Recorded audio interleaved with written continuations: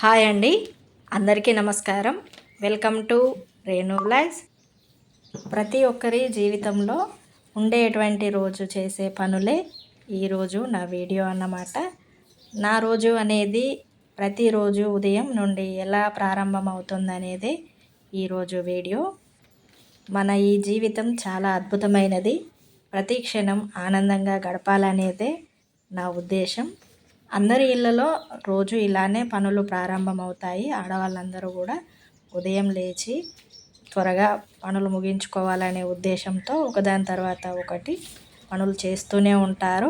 తినడం పక్కన పెట్టేసి ముందు పనులు కావాలా అనే ఉద్దేశంతో తిండి లేటుగా తిన్నా పర్వాలేదు, ముందుగా పని చేసుకోవాలనే ఉద్దేశంతో అందరూ ఆడవాళ్ళు కూడా ముందు ఉదయం లేవగానే ఈ కల్లాపి చల్లడం, ముగ్గులు పెట్టడం, ఊడవడం, ఈ పనులన్నీ ముందేసుకుంటారు. అది మన రోజు జీవన విధానంలో ఒక భాగమైపోతుంది. అంతే, అందరికీ ఒకేలాగా ఉంటుందని నేను చెప్పడం లేదు. ఒక్కొక్కరికి ఒక్కొక్కలాగా ఉంటుంది. ఇంకా కొంతమంది ఇంతకంటే ఎక్కువ పనులే చేస్తారు. క్షణం తీరిక లేకుండా ఇంట్లో పనులు చేస్తారు, అలాగే బయటకు వెళ్ళి కూడా పనులు చేస్తూ ఉంటారు.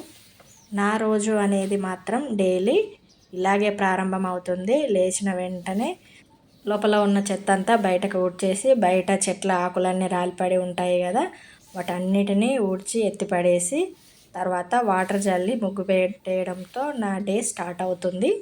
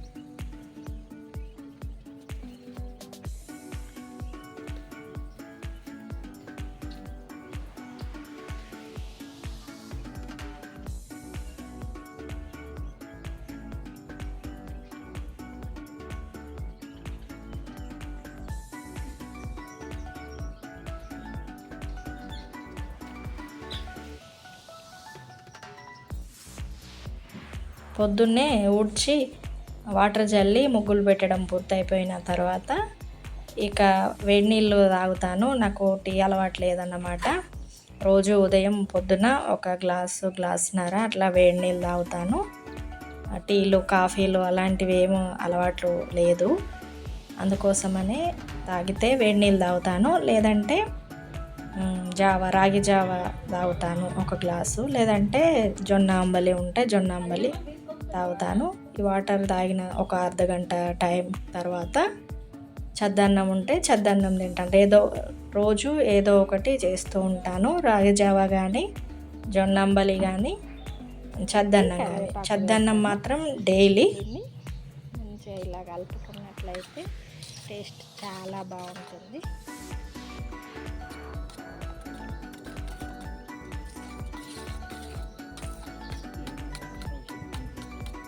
కరివేపాకు, జీలకర్ర,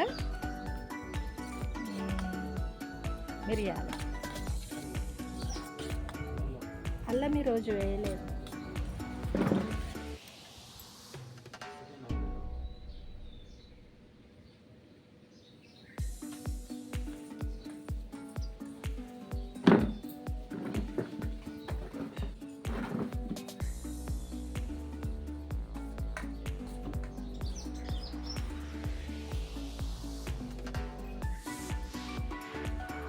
నేను మా వారు ప్రతిరోజు ఉదయం ఈ చద్దన్నమే తింటాము. ఉంటే రాగి జావ తాగుతాము. మా పిల్లలు అయితే చద్దన్నం తింటారు. పెద్దమ్మాయి అయితే, చిన్నమ్మాయి తినదు. ఆమె కోసమని రాగి జావ చేస్తుంటాను అప్పుడప్పుడు. అంతకుముందు రోజు ఉదయం వేడి నీళ్ళు తాగేవాళ్ళము. ఒక 4-5 సంవత్సరాల నుండి ప్రతిరోజు చద్దన్నం తినడం అయితే స్టార్ట్ చేశాము. అది ఎప్పుడంటే కరోనా వచ్చిపోయిన తర్వాత కొంచెం లైఫ్ స్టైల్ చేంజ్ చేసుకుందాం అనేసి అయితే చద్దన్నం తినడం స్టార్ట్ చేసాం.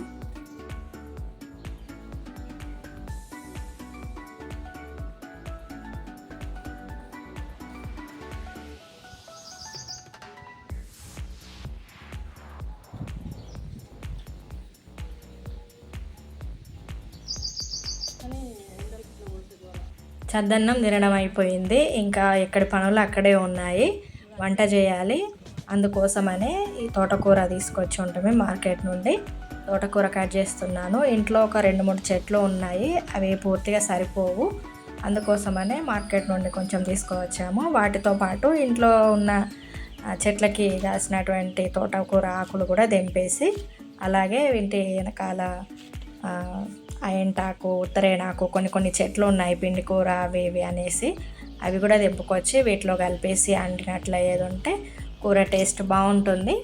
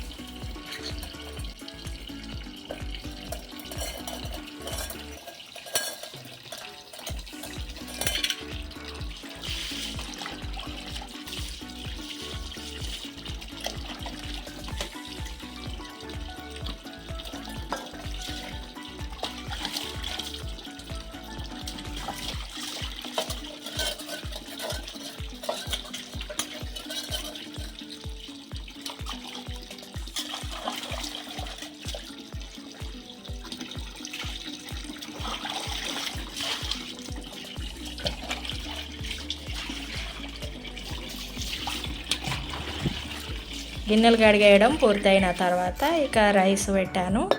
రైస్లోకి నిన్న రాత్రి నానబెట్టినటువంటి మిల్లెట్స్ అన్నమాట. ఇవి రాత్రి నానబెట్టి ఉదయం రైస్ పెట్టేటప్పుడు ఆ బియ్యంలో కలిపి అయితే కడిగి అన్నం వండుకుంటాము. ప్రతిరోజు మిల్లెట్ రైసే ఉంటుంది. ఎప్పుడన్నా మామూలు రైస్ పెడతాను.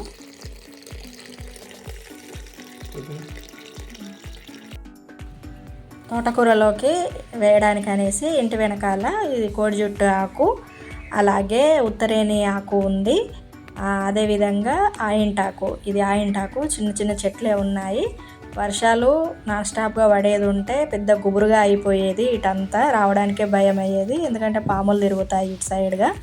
వర్షాలు ఎక్కువ లేకపోవడం వలన గడ్డి చిన్న చిన్నగానే ఉంది. ఇది మిరపనారు. మొన్న ఎండాకాలంలో మిరపకాయలు తొడిమలు తీసిన తర్వాత లాస్ట్ అడుగు ఉంటుంది కదా, అది ఎత్తి పాడబోస్తే మొలిసిందన్నమాట. ఇది గుంటకల్జేరు ఆకు. ఇదంతా చిత్తడిలాగా ఉంది, లోపల పాములు ఉంటాయి అనేసి లోపటి వరకు అయితే వెళ్ళడం లేదు. అంతేకాకుండా ఫస్ట్ రోహిణి కార్తె స్టార్ట్ అయినప్పుడు వర్షాలు పడినాయి కదా, ఆ టైంలో పెట్టినవన్నమాట ఇవి బీర చెట్లు. ఇక్కడ జామ చెట్టు ఉంది కదా, ఇక్కడ పెట్టేది ఉంటే ఈ జామ చెట్టుకు అంతా పారకపోతుంది అనేసి మా అత్తమ్మ అయితే పెట్టింది ఫస్ట్ వానలు పడినప్పుడే. ఇక అవన్నీ దింపుకొచ్చి నీట్గా కడిగేసి తోటకూర వండుదామనేసి స్టవ్ పై గిన్నె పెట్టేసి ఆయిల్ వేసి జీలకర్ర, ఎండుమిరపకాయలు, పచ్చిమిరపకాయలు, ఉల్లిగడ్డ, వెల్లుల్లి ఇవన్నీ కూడా పోపులోనే వేసేసి ఆ తర్వాత నీట్గా కడిగి పెట్టుకున్నటువంటి తోటకూర అయితే డైరెక్ట్ నేను ఆయిల్లోనే పోపులాగే వేస్తాను. కొంతమంది అయితే ఉడకబెట్టి తర్వాత చివరిలో ఆయిల్ వేడి చేసి ఈ పోపు వేసి ఆ ఉడికిపోయినటువంటి తోటకూరలో వేసి ఉల్లిగడ్డను చిన్న చిన్నగా తురిమి అట్లా కూడా చేస్తారు. అలా అయినా బాగానే ఉంటుంది, ఇలా కూడా బాగుంటుంది. ఎలా చేసినా తోటకూర అయితే చాలా టేస్టీగా ఉంటుంది.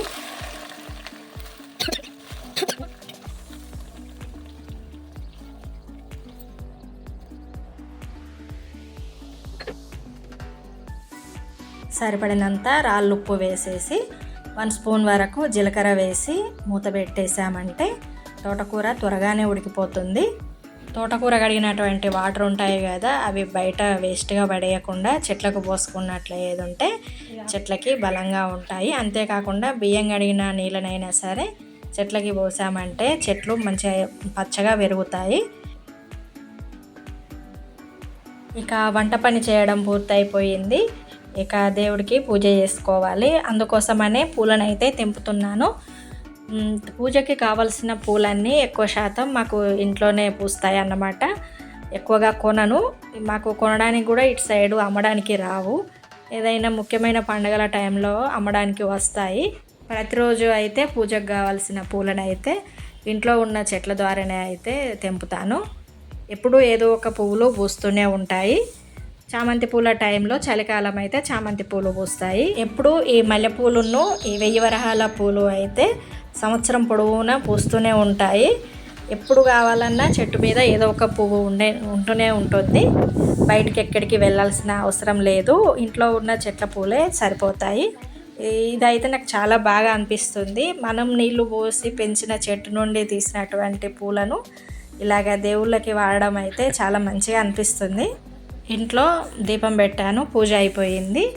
ఈ ఇంటి వెనకాల మా కులదైవమైనటువంటి ఎల్లమ్మ తల్లి ఉంది అన్నమాట. ఎల్లమ్మ తల్లి దగ్గరికి వెళ్ళడం కోసమని ఈ వెనకాల మల్లె చెట్టు ఉంటుంది, అక్కడి పూలు తెంపుకొని వెళ్తున్నాను. ఎదురుగా కనిపిస్తుంది కదా, అక్కడే ఎల్లమ్మ గుడి ఉంది అన్నమాట. చిన్నగా ఒక రూమ్ లాగా కట్టాము. ప్రతి మంగళవారం మేము అయితే దేవుడికి దీపం ముట్టిస్తామన్నమాట. కొంచెం వర్షాకాలం టైంలో భయంగానే అనిపిస్తుంది అటు వెళ్ళడానికి, ఎందుకంటే పాములు ఉంటాయేమో అనేసి కొంచెం భయంగానే ఉంటుంది. అంతేకాకుండా వాటర్ లోపలికి వెళ్ళి అదంతా మట్టి నాని ఉంటుంది కదా, అడుగు వేస్తే లోపలికే వెళ్తుందేమో అంత భయం కూడా అనిపిస్తుంది ఒక్కోసారి. అందుకే జాగ్రత్తగా అడుగులు వేసుకుంటూ వెళ్ళాల్సి ఉంటుంది.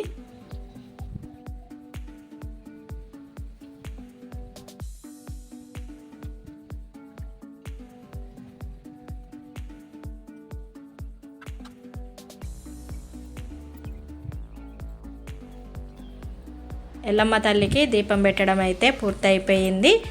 చిన్ని గులాబీలు ఇప్పుడిప్పుడే పూస్తున్నాయి చిన్న చిన్నగా. పూజ పనులు అయితే అయిపోయినాయి. ఇక వంట పని ఎక్కడి వరకు వచ్చిందో చూడాలి. తోటకూర అయితే ఆల్మోస్ట్ ఉడికిపోయింది. ఇక దీన్ని రుద్దేయాలి. కొంతమంది అయితే ఇలాగ రుబ్బడం కష్టం అనిపించి మిక్సీలో వేసి గ్రైండ్ చేస్తారు. అలా చేస్తే కూర టేస్ట్ అనిపించదు. ఎప్పుడైతే ఇలాగా పప్పు దువ్వతో ఆకుని మెత్తగా రుబ్బుకొని తిన్నప్పుడే కూర టేస్ట్ చాలా బాగుంటుంది న్యాచురల్ పద్ధతిలో. అన్నం కూడా ఉడికిపోయింది. వేడివేడి అన్నంలోకి ఈ తోటకూర వేసుకొని తింటే ఇక పొద్దున పూట నా పనులన్నీ పూర్తయినట్టే.